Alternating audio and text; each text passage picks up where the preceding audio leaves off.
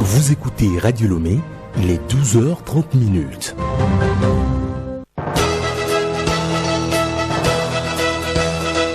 Le journal Hélène Assabi. Auditeurs, bonjour, très heureuse de vous retrouver pour ce journal dont voici le sommaire. La composition, l'organisation et le fonctionnement de la CNDH ont été revus hier à l'Assemblée nationale. Les députés ont aussi voté le projet de loi portant sur la cybersécurité et la protection des données à caractère personnel adopté par l'Union africaine. Le centre hospitalier universitaire CHU Campus a un nouveau directeur. Dr Kalaoa Siman, médecin de santé publique, précédemment directeur préfectoral de la santé d'Agouenivé, a officiellement pris fonction ce matin.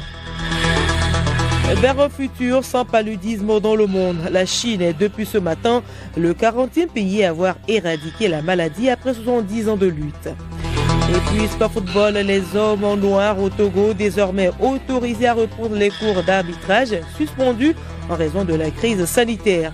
Ainsi en a décidé la FTF pour leur permettre de se mettre dans de bonnes conditions avant les examens prévus en décembre.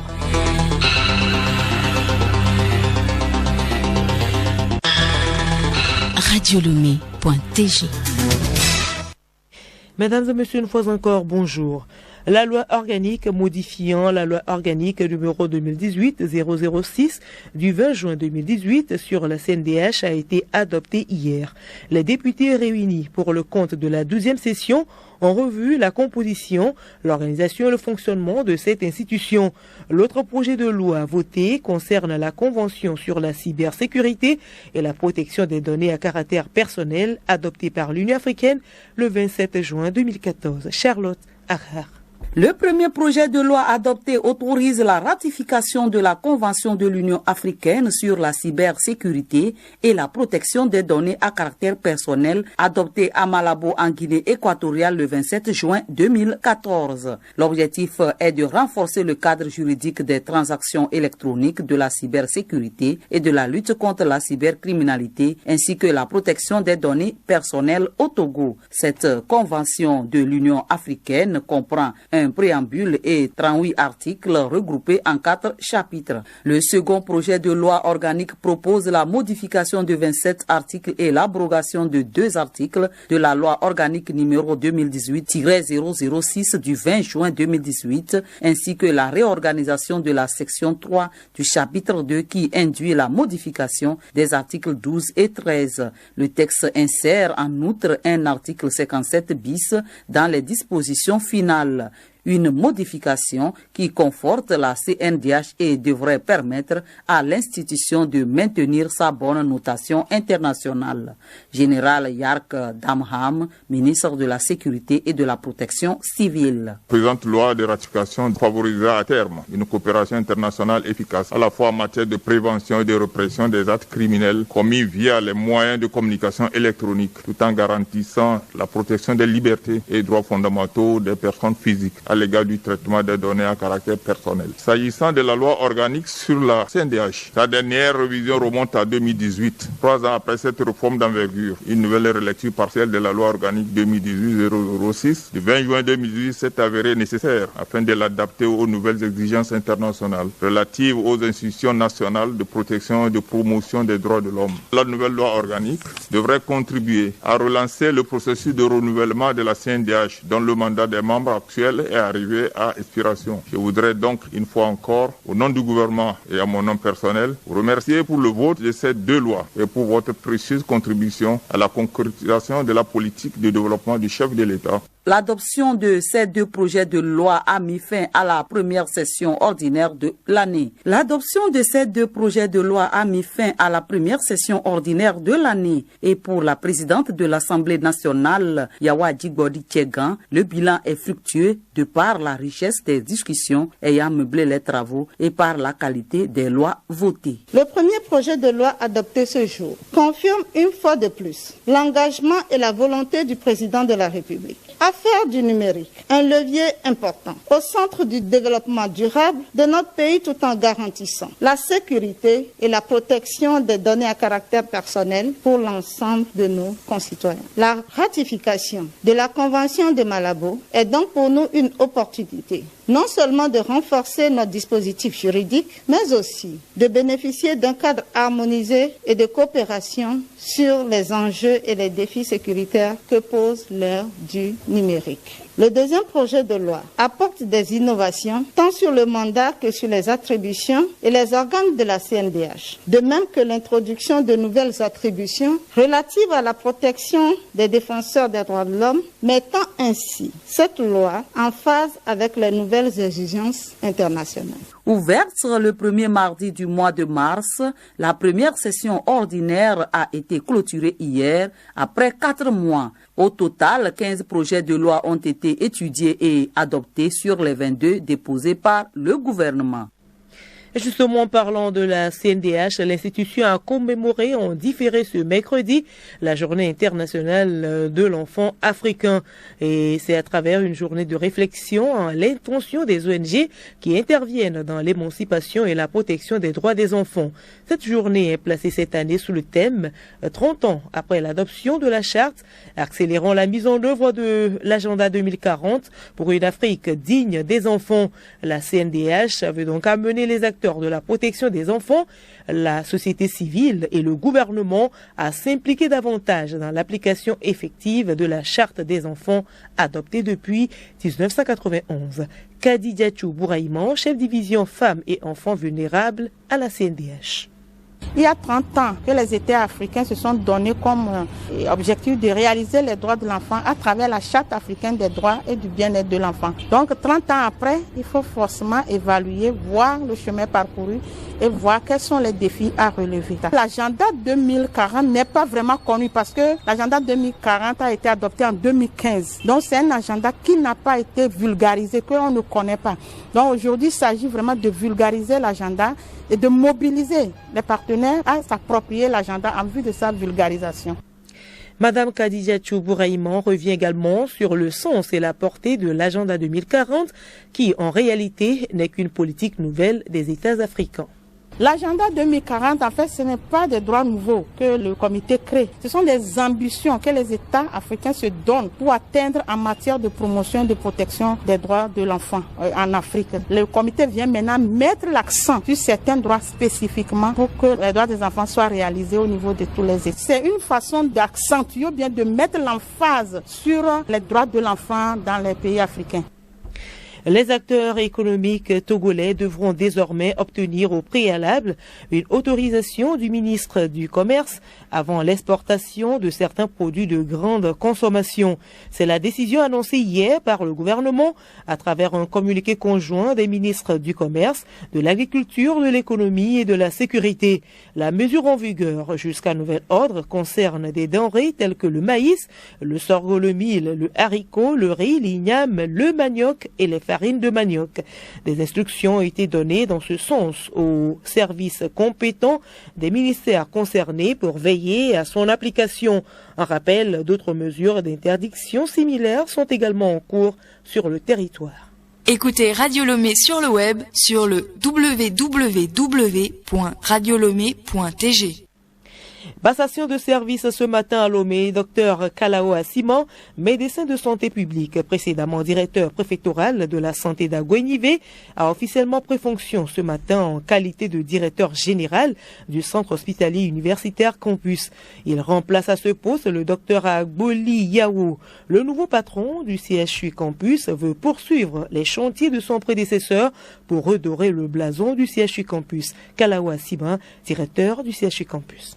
Nos premières actions, c'est le renforcement de tout ce qui est déjà fait par mon prédécesseur. Donc nous allons prendre d'abord le temps de faire un diagnostic et le présenter au plus haut autorité. Ça sera la continuité. Le directeur sortant a fait beaucoup de choses ici. Il y a un cadre qui est là pour l'assainissement des centres de santé, notamment à travers l'approche contractuelle qui est implémentée au niveau du pays. Depuis 2017, nous allons essayer de mettre l'accent sur ces outils. Également, renforcer la motivation du personnel. Il faut que les ressources humaines soient de qualité et bien motivées. santé. Il y a un dialogue social qui est amorcé déjà avec mon prédécesseur, avec le personnel de santé. Nous allons renforcer cela. Renforcer également les organes de gouvernance pour aller vers l'approche contractuelle qui est déjà implémentée. Et bien évidemment, lutter contre les pratiques déviantes qui existent au niveau du secteur de la santé et pour nous permettre vraiment de renforcer les plateaux techniques du CH pour qu'ils prennent véritablement en charge les problèmes des patients. L'actualité ce mercredi, c'est aussi l'ouverture à Davier d'un atelier de renforcement des capacités des agents des douanes dans le contrôle des produits chimiques. Une initiative de l'autorité nationale pour l'interdiction des armes chimiques à Niaktogo. Milekekboko. L'autorité nationale pour l'interdiction des armes chimiques à Niaktogo s'est proposé d'organiser cet atelier de 3 jours à l'intention des agents de douane pour instaurer un mécanisme dans le contrôle des produits chimiques. Il est aussi question de les impliquer davantage dans la mise en œuvre de la Convention sur l'interdiction de ces armes chimiques. Hunlende Ama, président à Niaktogo. Il s'avère nécessaire que les agents de douane soient informés sur le système de déclaration des produits chimiques à l'importation et à l'exportation et aussi à leur transfert. Et c'est pour cela que la Niaktogo a bien voulu les sensibiliser sur ces différents points afin qu'un mécanisme de contrôle soit mis en place et qui permette à l'ANIAC et au service douanier de s'échanger des informations sur les différents mouvements de ces produits chimiques, c'est-à-dire mettre en place une traçabilité pour ces produits chimiques qui entrent dans nos pays ou qui en sortent. Aucun pays n'est en sécurité si les douanes ne sont pas efficaces. Le contrôle revêt donc une importance capitale car face à la production et à l'utilisation croissante des produits chimiques, il devient impérieux que les pays comprennent les multiples avantages de la création et de la mise en œuvre de cadres juridiques visant à contrôler ces produits. Massina Alakoué, commandant des douanes, chef brigade, Lomeport. L'administration des douanes est une administration, au-delà d'être une administration fiscale, est une administration de contrôle. Et elle a une mission fiscale. Et elle a un mécanisme de contrôle. Et dans le temps, on a 3 niveaux de contrôle. Le contrôle a priori qui consiste à l'étude de la déclaration sommaire pour voir exactement qu'est-ce que l'importateur a apporté. Ensuite, il y a un contrôle immédiat à l'arrivée de la marchandise. Après la déclaration de la marchandise, le douanier aussi contrôle tous les éléments qui ont été énoncés sur la déclaration. Si le niveau l'échappe, il a aussi les moyens juridiques de contrôler l'entreprise, d'aller dans l'exécutif de l'entreprise et puis trouver aussi les éléments. Donc, il permet une traçabilité du produit chimique depuis son entrée, son utilisation et même voir les déchets. Le ministère délégué chargé du développement des territoires poursuit sa tournée nationale de vulgarisation du plan national de développement communal. Après la préfecture du Golfe hier, c'est au tour de celle d'Agoignivé où le dit ministère a présenté ce matin le plan de développement communal. Il vise à orienter les différents acteurs locaux à la définition et à la mise en œuvre de leur politique de développement local. Yenzoubé Demakou, représentant du ministre chargé du développement des territoires. Parmi les acteurs de la planification locale figurent bel et bien les populations. Et le guide montre comment consulter ces populations, notamment au moment de la collecte des données. C'est auprès des populations qu'on va pour demander leurs préoccupations. Donc les populations sont consultées à tout moment, aussi bien au moment de la préparation, au niveau de la collecte des données et même au niveau de la programmation pour dire quelles sont vraiment vos priorités. C'est les populations qui aident à vraiment identifier les priorités qu'il faudra mettre dans le PDC, aussi bien sur le plan spatial, sur le plan temporel que sur le plan financier. L'Institut français du Togo a organisé hier une balade artistique dans le cadre du forum Génération Égalité qui s'ouvre ce mercredi à Paris. Une initiative mondiale qui appelle des engagements forts pour accélérer l'égalité entre les sexes et l'autonomisation des filles et femmes. Grâce Goto. C'est à travers différentes formes d'expression artistique que des hommes et femmes ont illustré les drames qui touchent les milliers de filles et femmes dans le monde, le viol entre autres. Ils sont acteurs, compositeurs, artistes, musiciens, danseuses, chorégraphes et activistes à sensibiliser à travers le verbe sur l'autonomie corporelle de la jeune fille. Je t'ai cajoulé, dorloté, soigné. Rien n'y a fait.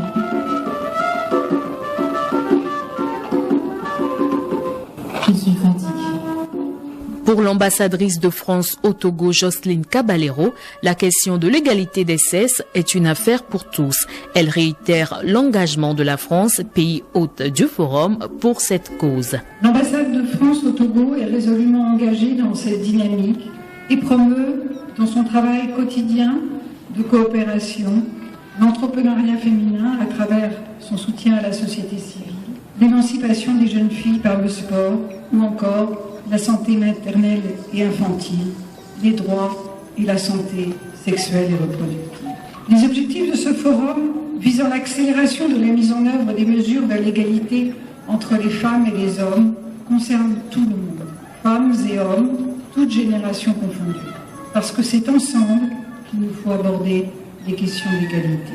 Selon Elsa Mbenaba, activiste féministe, l'heure n'est plus aux mots, mais aux actes, surtout lorsque l'intégrité physique et corporelle des femmes et filles est bafouée. Lorsqu'on finit de s'indigner, il faut se lever pour poser des actions pour que ça n'arrive plus à d'autres jeunes filles. Et c'est ce qu'il faut que nous tous nous fassions. Ce n'est plus la question que des activistes ou que des femmes, mais la question de toute la nation. La soirée s'est terminée sur une bonne ambiance musicale.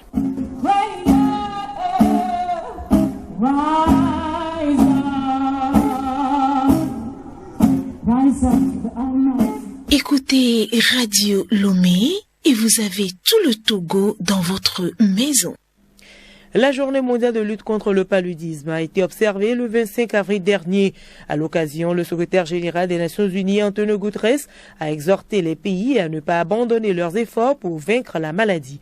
Au Togo, malgré la Covid-19, des mesures sont prises pour une lutte efficace contre le paludisme. Le point avec Bénédicte Kanda. Le plan mondial actuel vise à éliminer le paludisme en renforçant l'accès universel aux interventions de lutte. L'engagement du Togo dans cette initiative prend la forme de deux grandes mesures, à savoir la prévention, l'accès au diagnostic et la guérison. Pour mettre en œuvre ces mesures, le Togo organise régulièrement des campagnes nationales de distribution de moustiquaires imprégnés d'insecticides de longue durée ou de moustiquaires de lit. La dernière campagne réalisée en 2020 a permis de garantir que tous ceux qui avaient besoin d'une moustiquaire en avaient une. D'autres mesures comprennent la fourniture gratuite de tests de diagnostic rapide du paludisme et le traitement gratuit des cas graves par injection d'artesunate et d'artéméter dans les centres de santé publics. Toutes ces mesures ont porté leurs fruits. Selon le rapport mondial sur le paludisme 2019, l'incidence du paludisme au Togo a diminué de plus de 25% entre 2015 et 2018 et la mortalité a diminué de 8% sur la même période. Bénédicte Kanda, rappelons que la pandémie de Covid-19 a rendu la campagne de lutte contre le paludisme difficile, mais la Chine est parvenue à éradiquer la maladie après 70 ans de lutte. C'est ce qu'a annoncé ce matin l'Organisation mondiale de la santé OMS. Le pays, qui recensait 30 millions de cas par an dans les années 1940, n'a pas signalé un seul cas indigène au cours des 4 dernières années.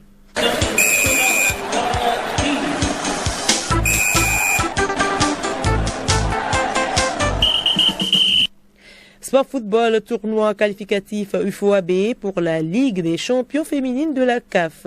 Le club Amis du Monde, représentant du Togo à la compétition, est en stage de préparation. Pendant ce temps, les hommes en noir sont autorisés par la FTF à reprendre les cours d'arbitrage suspendus en raison de la crise sanitaire. Sibi Lawson. Vu l'imminence des examens de passage aux différents grades en décembre et en vue de permettre aux arbitres de passer les examens dans de bonnes conditions, la FTF accorde l'autorisation aux ligues régionales et aux districts préfectoraux d'instruire leur commission technique à reprendre les cours dans le respect strict des mesures sanitaires anti-Covid-19 en vigueur, peut-on lire dans un communiqué de l'instance togolaise. Les cours d'arbitrage avaient été suspendus en même temps que les championnats nationaux en raison de la crise sanitaire et face à la recrudescence des cas de contamination. Cependant, depuis avril 2021, la FTF est autorisée par le ministère des Sports et des Loisirs à tenir ses principaux championnats nationaux. Et si les arbitres peuvent reprendre les cours, le club Amis du Monde se prépare également activement pour le tournoi UFOAB qualificatif pour la Ligue des champions féminines de la CAF prévu du 15 au 30 juillet prochain à Abidjan. Le club champion du Togo lors du dernier exercice est en stage de préparation. Une vingtaine de joueuses y prennent part. Un travail psychologique a été fait afin de booster le moral des filles, le club ayant perdu son président fondateur il y a quelques semaines. En Europe, voici le programme complet des quarts de finale de l'Euro de football. Vendredi, l'Espagne sera face à la Suisse, la Belgique affronte l'Italie. Samedi, République tchèque, Danemark et Ukraine, Angleterre.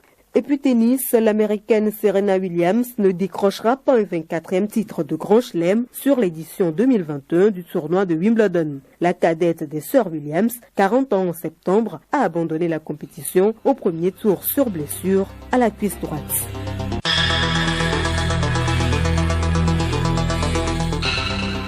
Voilà, nous sommes ainsi arrivés à la fin de ce journal qui était un peu long, actualité oblige. Merci de l'avoir suivi et bon après-midi à toutes et à tous.